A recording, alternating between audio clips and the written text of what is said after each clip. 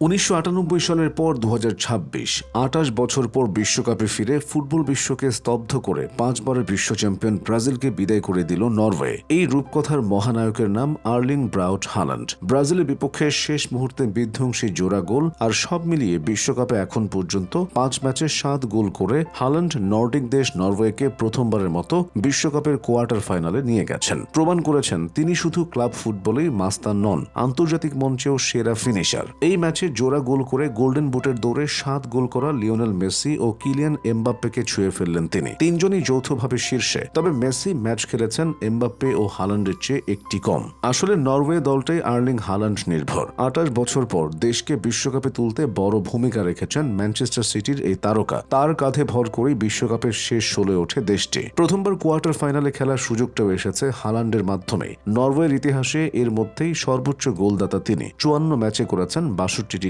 গোল করার অসাধারণ দক্ষতার পাশাপাশি বিধ্বংসী গতিও নরওয়ের এই তারকার অন্যতম বড় অস্ত্র।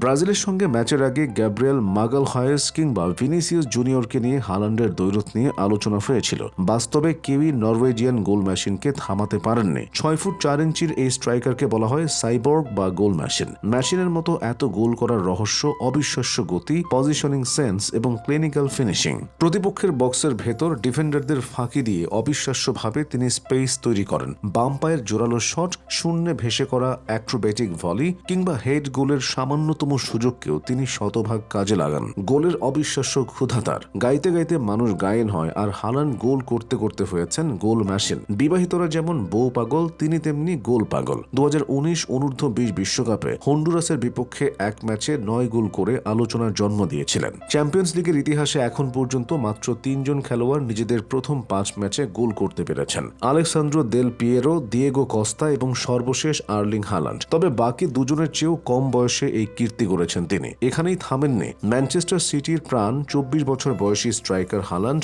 লিওনেল মেসি, ক্রিস্টিয়ানো রোনালদো এবং কিলিয়ান এমবাপ্পেদের পেছনে ফেলে ক্লাব ফুটবলে মূল দলের হয়ে দ্রুততম 250 গোল করে ফেলেছেন। আর্সেনালের বিপক্ষে গোল করে ক্লাব ক্যারিয়ারে 313তম ম্যাচেই 250তম গোলের দেখা পেয়েছেন হাল্যান্ড। এ তালিকায় এর আগে দ্রুততম ছিলেন মেসি। 327 ম্যাচে 250তম গোলের দেখা পান বার্সেলোনা ও পিএসজি মাতানো ইন্টার মায়ামির এই আর্জেন্টাইন কিংবদন্তি। তৃতীয় এমবাপ্পে একই মাইলফলকের দেখা পেয়েছেন 332 ম্যাচে। দ্রুততম 250 গোলের তালিকায় শুধু এই 3 খেলোয়াড়ই 350 ম্যাচের মধ্যে মাইলফলকটি ছুঁতে পেরেছেন। এই তালিকায় চতুর্থ যিনি বায়ার্ন মিউনিক স্ট্রাইকার হ্যারি কেইনের লেগেছে 430 ম্যাচ। 451 ম্যাচ লেগেছে পঞ্চম স্থানে থাকা ক্রিস্টিয়ানো রোনালদোর। আর্লিং হাল্যান্ডের জন্ম 2001 সালের 21 জুলাই ইংল্যান্ডের লিডসে। মা গ্রাইমারিতা ব্রড ছিলেন হেপ্টাথলন চ্যাম্পিয়ন। বাবা অ্যালফি হাল্যান্ডও পেশাদার ফুটবলার ছিলেন। ফুটবল ক্যারিয়ারে ইংল্যান্ডের 3টি ক্লাবের হয়ে মাঠে নেমেছিলেন তিনি: নটিংহ্যামশায়ার, লিডস ইউনাইটেড ও ম্যান সিটি। বাবার শেষ ক্লাব ম্যানচেস্টার সিটিতেই নিজের পরবর্তী ক্যারিয়ার শুরু করেন আর্লিং।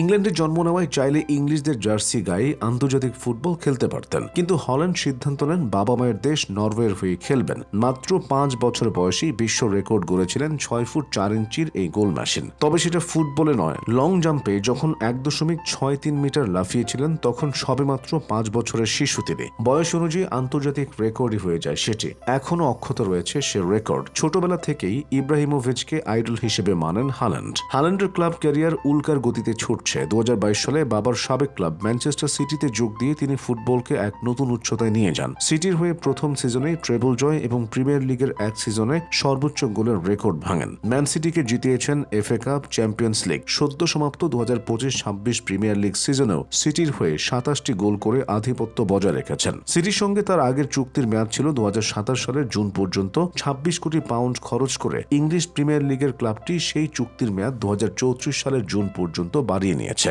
আরও 9.5 বছর ইতিহাদে থেকে যাওয়ার সিদ্ধান্ত নেওয়ায় বর্তমানে প্রিমিয়ার লিগে খেলা ফুটবলারদের মধ্যে দীর্ঘমেয়াদী চুক্তির তালিকায় এখন হাল্যান্ডের নাম সবার ওপর। চুক্তির মেয়াদ ফুরোনোর সময় তার বয়স হবে 34। সিটিতে যোগ দেওয়ার আগে জার্মানির বরুসিয়া ডর্টমুন্ডে 3 মৌসুম খেলেছেন তিনি। সেখানে 89 ম্যাচে করেছেন 86 গোল। জার্মানিতে পা রাখার আগে অস্ট্রিয়ান বুন্দেসলিগায় রেড বুল সালজবুর্গের হয়ে 27 ম্যাচে করেছেন 29 গোল। 2019 সালে সালজবুর্গে যোগ দেওয়ার আগে নরওয়ের ক্লাব মোলদের হয়ে দেশটির শীর্ষ লিগে 2 মৌসুম খেলেন হাল্যান্ড। সেখানে 50 ম্যাচে করেন 20 গোল। নরওয়ের ক্লাব ব্রাইনের মূল দলেও 2016 মৌসুমে 16 ম্যাচ খেলেছিলেন হাল্যান্ড। সেবারই শুধু কোনো গোল পাননি। মাঠের পারফরমেন্সের পাশাপাশি হাল্যান্ডের ব্র্যান্ড ভ্যালু আকাশচুম্বী। ম্যানচেস্টার সিটি থেকে পাওয়া মোটা অঙ্কের বেতন এবং নাইকির মতো জায়ান্ট কোম্পানির মেগা স্পন্সরশিপ চুক্তি মিলিয়ে বছরে তার আয় প্রায় 50 থেকে 60 মিলিয়ন ডলারের মতো। এত টাকা আর খ্যাতির মাঝেও হালান্ড তার শান্ত স্বভাবের জন্য পরিচিত। গোল করার পর তার চেনা মেডিটেশনের ভঙ্গি ফুটবল দুনিয়ায় অত্যন্ত জনপ্রিয়।